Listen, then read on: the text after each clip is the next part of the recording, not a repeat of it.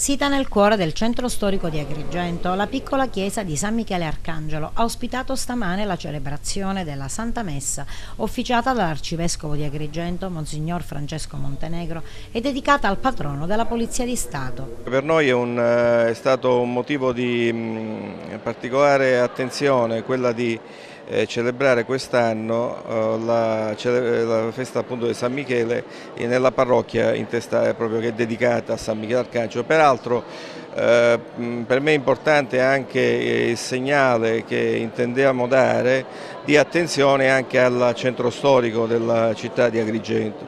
Centro storico molto bello, però in alcuni punti e in alcune zone un po' degradato.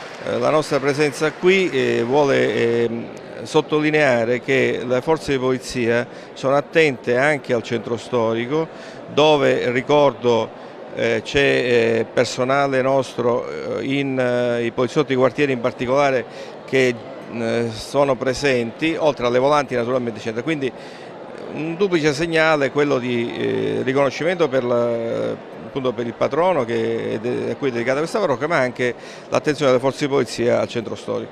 Un momento particolare che celebra la festa della Polizia di Stato, ma allo stesso tempo l'attenzione che essi mostrano nei confronti del territorio e quindi del centro storico. Sì, ritengo che la gratitudine e il sentimento da provare su uomini che sono sempre per strada, che rischiano per dare la sicurezza a noi.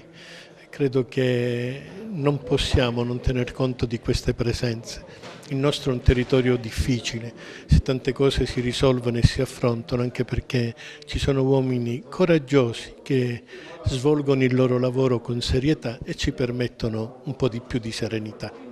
La celebrazione di stamane chiude il ventaglio di iniziative promosse in occasione dei festeggiamenti di San Michele Arcangelo e ieri, momento clou della manifestazione, si è svolto il primo raduno nazionale delle Ferrari nel centro storico di Agrigento.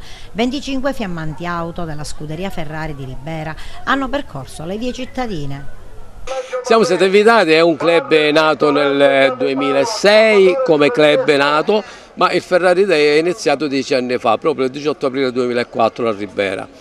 Siamo stati invitati, come dicevo, dal signor Gallo e ci siamo spostati un bel numero di macchine. Siamo felicissimi oggi nel centro storico perché rimarchiamo che questo centro storico rilancia la città, rilancia il centro storico, ma in più possiamo dire una cosa, che questa festa diventerà una delle feste principali di tutta la provincia di Agrigento, perché come abbiamo sempre detto non è solo una festa ma è anche una protesta, perché i nostri politici se ne fregano di pensare a questo centro storico, che loro pensano perduto, abbandonato, invece no, sto dimostrando oggi a tutti gli abitanti, componenti del comitato, in primis padre Nazareno Ciotta, che questo quartiere è un quartiere vivo, che parte da via Atenea, il centro storico, e finisce a Santa Croce.